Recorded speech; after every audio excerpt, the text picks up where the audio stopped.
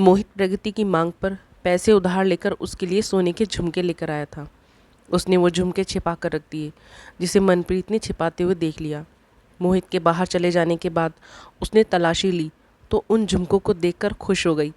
उसे लगा 2 दिन बाद हमारी शादी की सालगिरह है, इसलिए मोहित उसके लिए तोहफा लाया है। अगले दिन मनप्रीत बाजार जाने के लिए जब बाहर निकली तो उसे प्रगति मिल गई। मनप्रीत देखकर हैरान रह गई कि प्रगति के कानों में पड़े झुमके बिल्कुल ऐसे ही थे जैसे मोहित उसके लिए लाया था।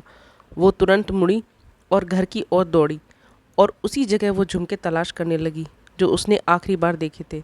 बहुत ढूंढने पर भी उसे वहाँ कुछ नहीं मिला। अब उसे शक हो गया और उसने ठान लिया कि वो इन दोनों को रंगे हाथ पकड़कर रहेगी। शेखर प्रगति को खुश रखने की हर संभव कोशिश करता, पर प्रगति का बर्ताव उसकी तरफ बेहद रूखा था। वो जब भी शारीरिक रूप से उसके करीब आने की कोशिश करता, प्रगति कोई न कोई बहाना बना देती। एक दिन प्रगति और मोहित एक होटल में खाना खा रहे थे कि प्रगति का फ़ोन बजने लगा। प्रगति बार बार फ़ोन काटने लगी। मोहित के कहने पर भी उसने फ़ोन रिसीव नहीं किया। जब प्रगति वॉशरूम गई तब मोहित ने फ़ोन से वो नंबर ले लिया। प्रगति जाने के बाद मोहित ने उस नंबर पर फ़ोन मिलाया तो उसके पैरों तले की ज़मीन सरक गई। फ़ोन पर दूसरी ओर उस होटल का मैनेजर बोल रहा था जहां वो प्रगति के साथ अक्सर रुकता था। जब मोहित ने उससे पूछा कि उसे नंबर कहां से मिला तो उसने बताया कि प्रगति और वो अक्सर बातें करते रहते हैं और उसे ये नंबर प्रगति ने ही दिया था। मोहित आग बबूला हो गया। उसे प्रगति से ऐसे धोखे की उम्मीद नहीं थी। मोहित की बीवी मनप्रीत मोहित को छिपकर शेखर की गैरहाजिरी में उसके घर जाते देख चुकी थी। मोहित प्रगति की हरकत पर पहले से ही बहुत खिन्न था। जब वो घर आया तो मनप्रीत ने सीधे ही उससे उसके और प्रगति के बीच चल रहे अफेयर के बारे में पूछ लिया, जिससे वो बुरी तरह चिढ़ गया। उसने न केवल मनप्रीत के साथ गाली गलौज की बल्कि उसे बुरी तरह पीटा और उसी समय शेखर के घर पहुंच गया।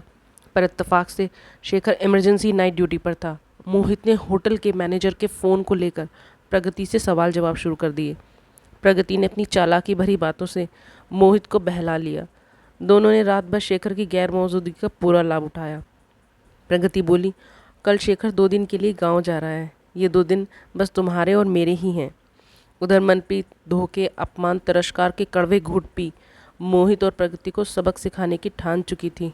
वो जानती थी कि शेखर किस अस्पताल में काम करता है। वो अपनी चोटों पर मरहम पट्टी कराने उसी सिविल हॉस्पिटल पहुंच गई। मनप्रीत शेखर से बोली, आप शायद मुझे नहीं पहचानते, पर मैं आपको जानती हूँ। आप प्रगति के पति हैं।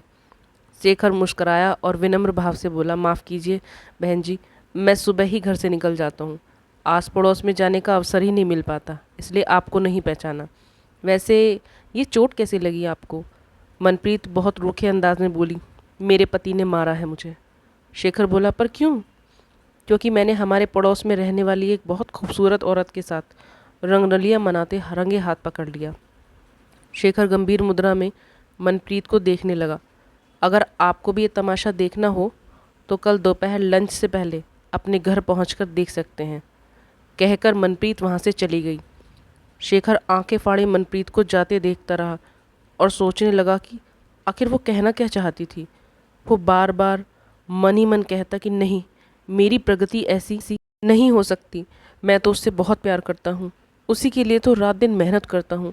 फिर उसे एक एक कर वो सारी बातें याद आने लगी जब उसने प्रगति के पास महंगे कपड़े, जूते, चप्पल और कई महंगे सामान देखे। वो घर के उन कागज़ों को निकाल कर देखने लगा जिसे उसने एक एक पैसा जोड़कर खरीदा था और कल प्रगति को दिखाने वाला था।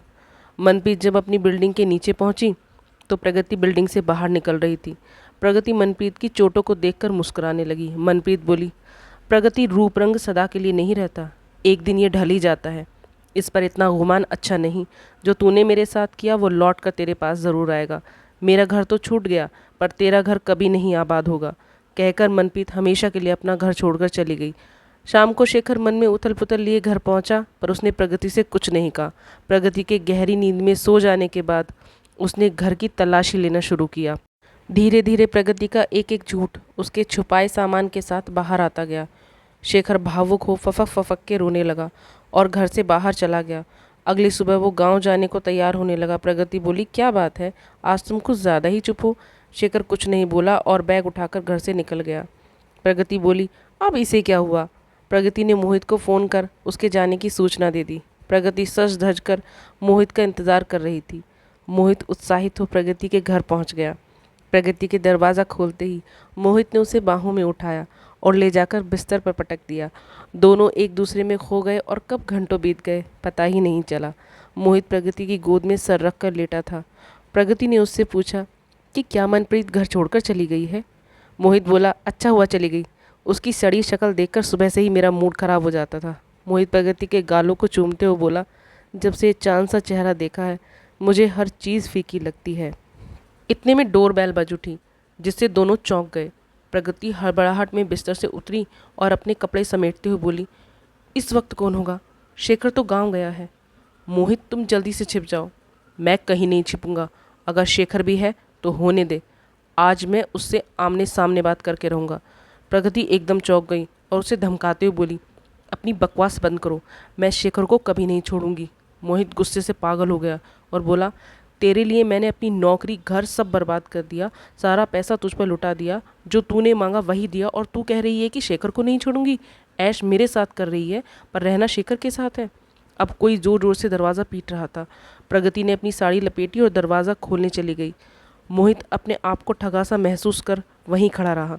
प्रगति ने जैसे ही दरवाज़ा खोला, सामने शेखर को देखकर वो चौंक गई और हड़बड़ाते हुए बोली, शेखर तुम? शेखर कुछ नहीं बोला और सीधा अंदर आ गया। प्रगति ने देखा कि प्रगति के मम्मी पापा भी दरवाजे पर ही खड़े हैं, जिन्हें देख प्रगति का चेहरा पीला पड़ गया। शेखर सीधा बेडरूम में पहुंच गया, जहां मोहित पछतावे में सर झुकाकर खड़ा था और सोच रहा था कि उसने एक झूठे रिश्ते के लिए अपना पूरा जीवन बर्बाद कर लिया। शेखर बोला, मैं 2 दिन के लिए गांव जा रहा हूं और जब तक मैं वापस आता हूं तुम अपने सामान सहित घर वापस जा सकती हो और दोबारा कभी यहाँ वापस मत आना। प्रगति फफक फफक कर रोने लगी। उसने मोहित की ओर देखा। मोहित उसके करीब आया और उसके गाल पर एक जोरदार थप्पड़ जड़ दिया और बिना कुछ कहे वहाँ से चला गया। मनप्रीत की कही बातें प्रगति के कानों में गूंज रही थीं।